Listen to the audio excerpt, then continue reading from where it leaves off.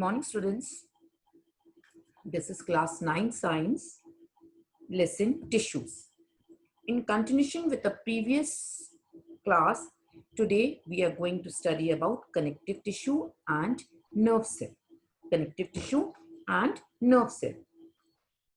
As you know, animal tissues are divided into four main types: epithelial, muscular, connective, and nervous. We have studied epithelial and muscular tissue in a last class. Today we are going to study about connective tissue and nerve cell. Connective tissue is the most abundant tissue and it forms 30% of the total body part. Connective tissue is the most abundant tissue and it forms 30% of the total body part. It is again divided into several parts, that is blood, lymph, bone, cartilage, areolar, adipose, ligament, and tendon. Connective tissue can be divided into several parts, that is blood, lymph, bone, cartilage, areolar, adipose, ligament, and tendon. We'll study one by one about them. So, what is the structure of connective tissue? It has a considerable amount of intercellular space called matrix, which may be jelly, fluid, dense, or rigid. As blood is fluid, then this tendon and ligament are quite rigid. Bone is rigid. The tendon and ligament are flexible a little bit. So there are only a few cells loosely packed in the matrix. The matrix contain different types of fibers also. So first of all, we'll study about blood. We'll study about blood. Blood, functions of blood, and blood is also known as fluid connective tissue. Blood is also known as fluid connective tissue, and it forms a transport or vascular tissue which includes blood and lymph.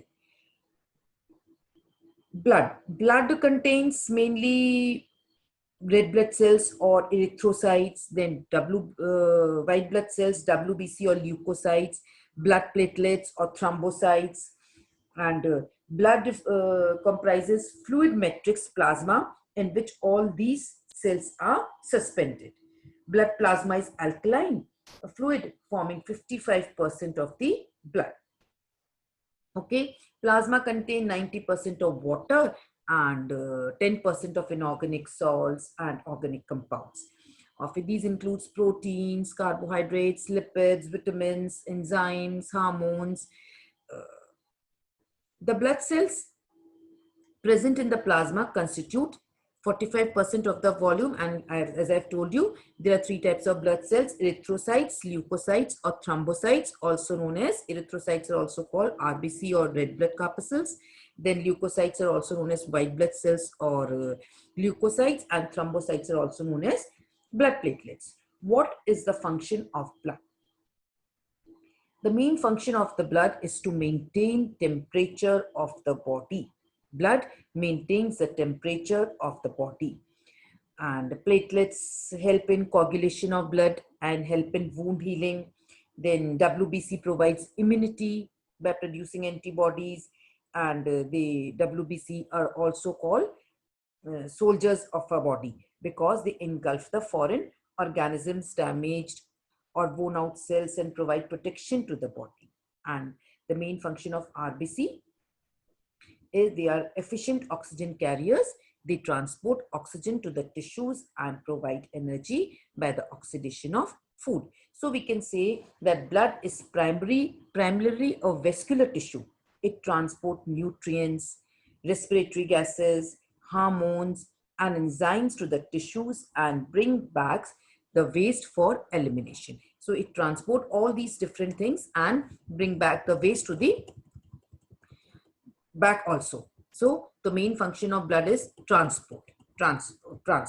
Now we'll study about lymph. What is lymph and what is lymph? Where it is located and what is the function of lymph? Lymph is a straw-colored fluid formed by filtering of blood from the blood capillaries. Lymph is a straw-colored, pale yellow colored fluid formed by filtering of blood from the blood capillaries, or it differs from the blood in the absence of RBC. It does not contain any RBC and large protein molecules. The WBC, that is the lymphocytes, are the chief cellular elements of the lymph. So we can say lymph mainly contains of WBC. And where it is located? It is a lymph flows in an elaborate network of lymph vessels between the tissues which form the lymphatic system. And what is the function of lymph? Lymph is an important tissue which helps in the transport for nutrients and hormones. It transports waste and CO2 from the tissue fluid to the blood, and then also helps in exchange of nutrients and gases between the blood and the tissues. So these are some common functions of lymph. Now we'll study about,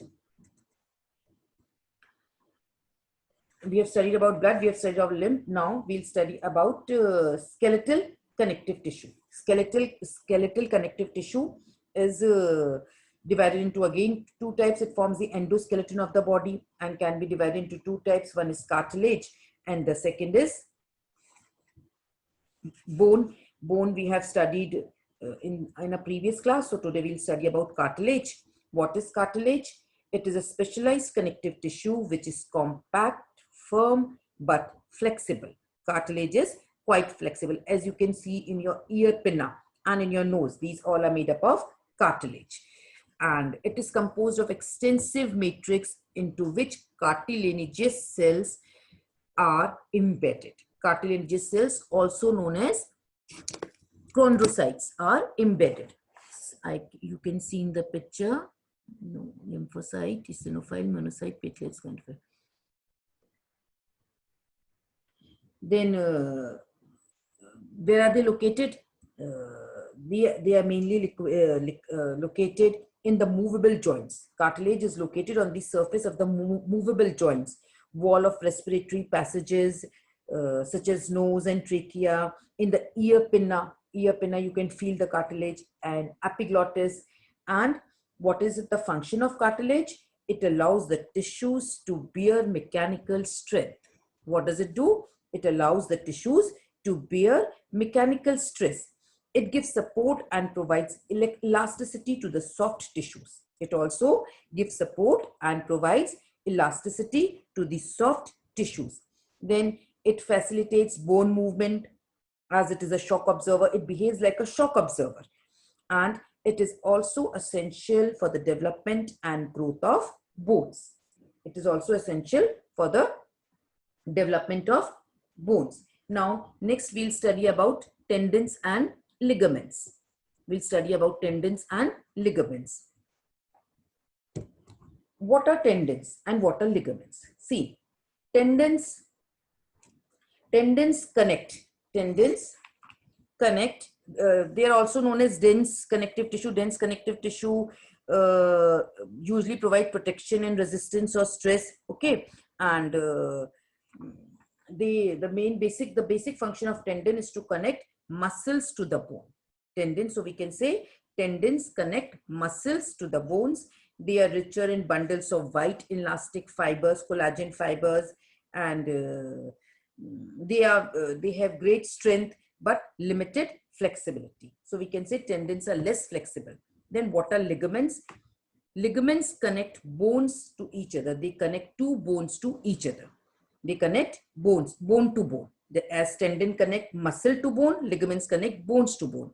And they contain abundant collagen as well as yellow elastic fibers. And they have more strength and high elasticity. Then comes the adipose tissue. Adipose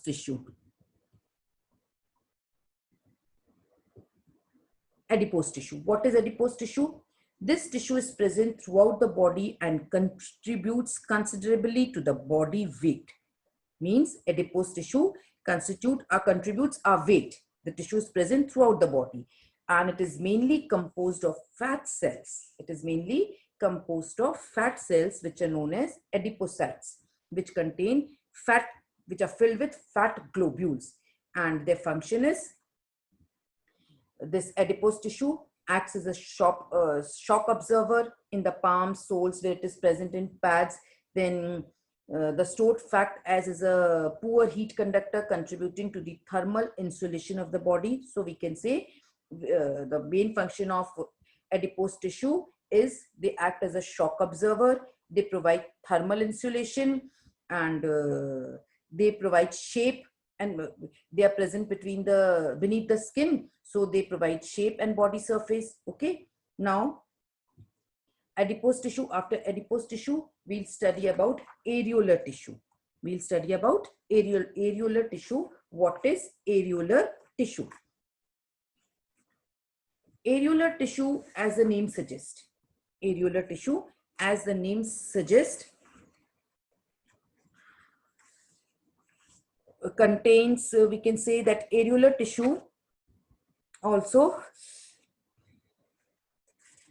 areolar tissue provides, is mainly filled with, as the name suggests, areolar tissue provides, we can say they are loose connective tissue. Loose connective tissue is called areolar tissue, and it is the most fundamental and common tissue. It is loose, flexible, and contain all the three kinds of fibers in moderate amount. Cells, all kinds of cells are present, but the most numerous cells are macrophages and fibroblasts. They are situated. Areolar connective tissue is found between the skin and muscle cells, in bone marrows, and around blood vessels and nerves. They are usually present between the skin and nerve muscle cells, in bone marrow, and around the blood vessels and nerves. And as the name suggests, it fills up spaces between the tissues and the organs and serves as a packing material. We can say they serve as a packing material. They provide mechanical support and movement to the various organs and tissues.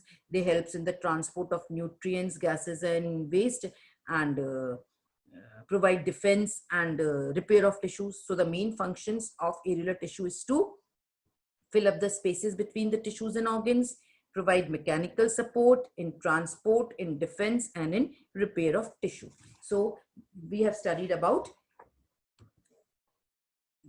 connective tissue. Now we'll study about the nerve cell.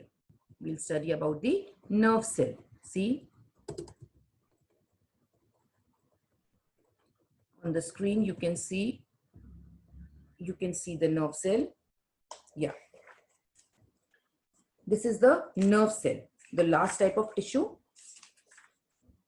animal tissue. This is the nerve cell. Now, nervous tissue is highly specialized tissue. This tissue is highly specialized tissue. And the basic unit of nerve tissue are called neurons or nerve cells. This is the picture of a nerve cell or a neuron. Nervous tissue is highly specialized tissue and consists of basic unit called neurons or nerve cells, and the function of nerve cell is to transmit message in a body. They transmit message in a body. And where are they located? The neurons are concentrated. They are mostly present in the brain and spinal cord. Brain and spinal cord. There are 43 pairs of nerves. 12 pairs of nerves arise from brain. They are known as cranial nerves, and 31 pairs arise from the spinal cord, and they are known as spinal nerves. And these nerve branch and gets distributed throughout the body. They are distributed throughout the body. The structure is it is made up of, it consists mainly of three parts, as you can see in the picture: cytin, then dendrites, and then axon. See, this is the axon terminal, axon, dendrites, these are dendrites, and this is the cytin or the cell body. Cytin or cell body contains cytoplasm, a central nucleus. See, this is the cytin, which contains cytoplasm and nucleus. Dendrites, these are dendrites. Dendrites are short and branch projections arising from the cytin. Means a cell body, from the cell body, dendrites arise, they are branched. Then axon, what is axon? This is the axon. This is the axon. Axon is a single long fiber of uniform diameter. It is covered by a sheath. See, this is the sheath which is known as myelin sheath. This sheath is called myelin sheath, and this sheath is interrupted by several nodes. You can see these nodes, and these nodes are known as nodes of Ranvier. These are called as nodes of Ranvier. And you also know that the nerve cell is the largest cell of a body. It may be 1 meter long, and nerve cells are together bounded by connective tissue, and they form a nerve bundle. Now, what is the function of nerve cells? The neurons are specialized for receiving impulses. They receive impulse, get stimulated, and rapidly transmit the impulse from one part of the body to the other. So they receive messages, outside messages. They transmit it to the spinal cord, from where it reaches the brain, and ultimately we react to that we react to that stimulus. So they are specialized for receiving impulses. And nerve impulse permit the voluntary muscles of movement of the muscles, which enable the organism to rapidly respond to the stimulus. So we can say that the main function is to receive impulse and transmit them to the axon. The impulses are received by dendrites, which carry them to the cytid and then transmit them to the axon. The axon carry the impulses to other neurons through the terminal branches, and the terminal branches communicate with the dendrites of the other neurons through special chemicals called neurotransmitters. And where are these neurotransmitters present? The point of junction. See, here another nerve cell will join it over here. This is a single nerve cell. Another will join it, and this place is known as synapse. And message from here to the next bundle, next nerve fiber is transmitted through neurotransmitter. So you have to learn that the function of nerve cell is to carry impulses, receiving impulses, transmitting, and provide action. We'll study in detail in 10th class. You have to, in 9th class, you have to only study about the structure of the nerve cell and the main function of nerve cell. Thank you. Have a nice day.